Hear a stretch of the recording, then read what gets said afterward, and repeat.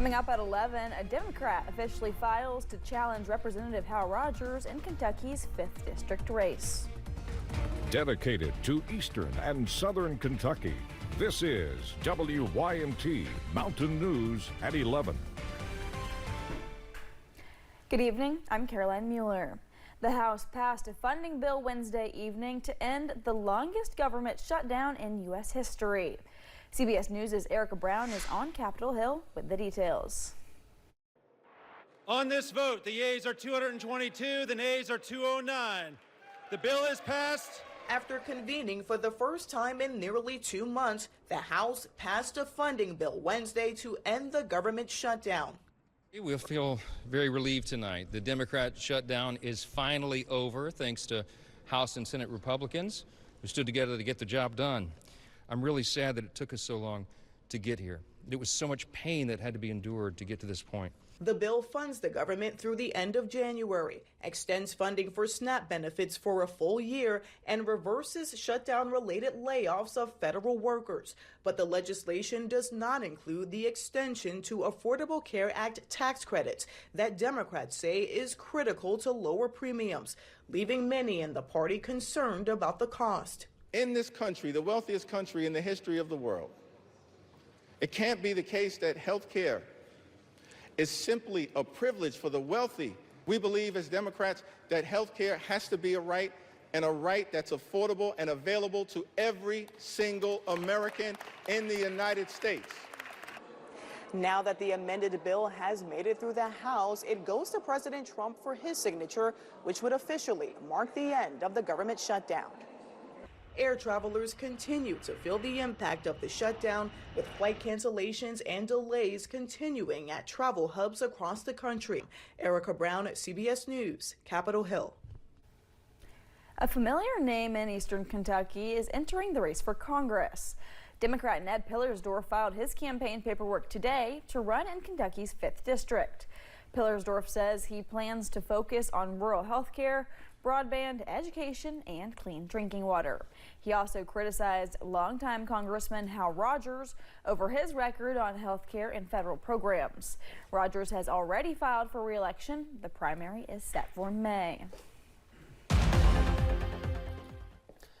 So some places in eastern Kentucky can see the northern lights right now. This is the scene in Powell County near Stanton. You can see off in the distance the northern lights being picked up. We couldn't see them here in Hazard. Last night we could. Today, not so much the case. Take a look here at First Alert Live, pinpoint Doppler radar. All is quiet throughout eastern Kentucky. This is going to get a break for your Thursday, and for the most part Friday. It's swinging into Friday night. That rain chances will start to pick up. High pressure, our nice fair weather friend, is in control. We're on the back end of this. That's what's keeping that wind out of the south and the southwest. Right now, look at this. We have clear skies out there. Temperatures in the 30s, 40s, and 50s on the WYMT First Alert Weather app. Where you get your hour-by-hour forecast will stay mainly clear until we get into tomorrow morning.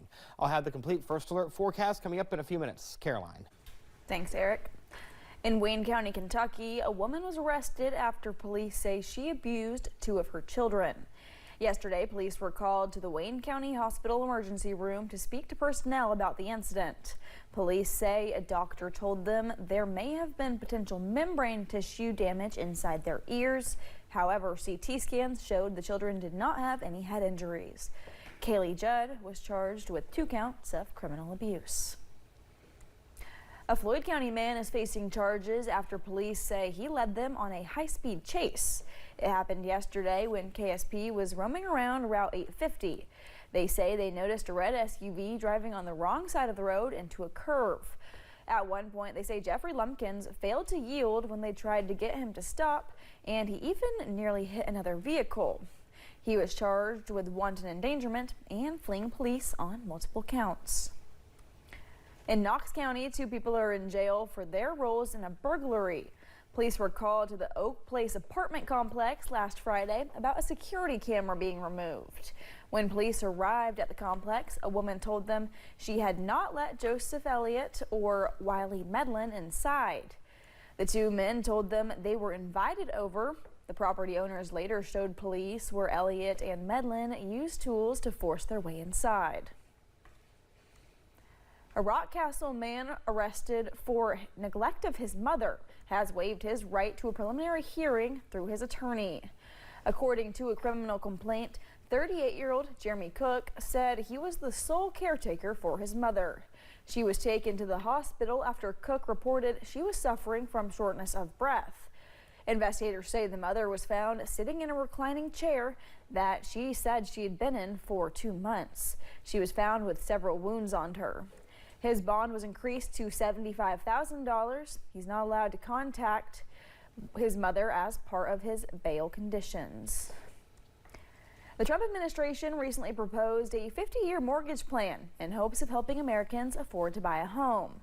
Central Kentucky mortgage brokers tell us while a key draw to the 50-year plan sounds enticing in achieving that American dream, it could actually turn out to be a nightmare.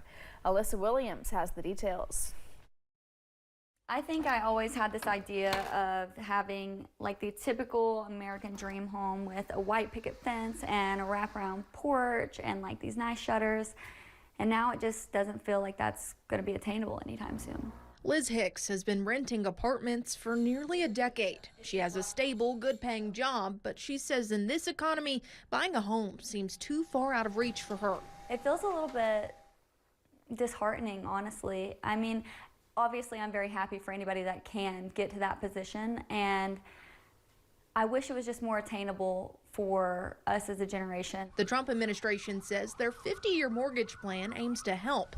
The standard mortgage plan currently is 30 years, but if it's stretched over 50 years, that means smaller payments each month. I could see it being used as an affordability tool, especially in higher cost areas, but really it's not practical. Lexington-based mortgage broker C.J. Cunningham broke these numbers down for me. He says in a 30-year plan, a home worth $345,000 with a mortgage of $276,000 and an interest rate of 6.5%, you're paying $1,744.51 a month for a mortgage payment and $352,022.79 in total interest. But for the 50-year plan, that monthly payment may be $1,555.86 a month, but you're nearly paying double that total interest with $657,515.16. It's a tool that we could use, but they really need to address affordable housing. After hearing these numbers, Hicks says for her American dream, I think I'm going to be dreaming for a little while, honestly, Alyssa.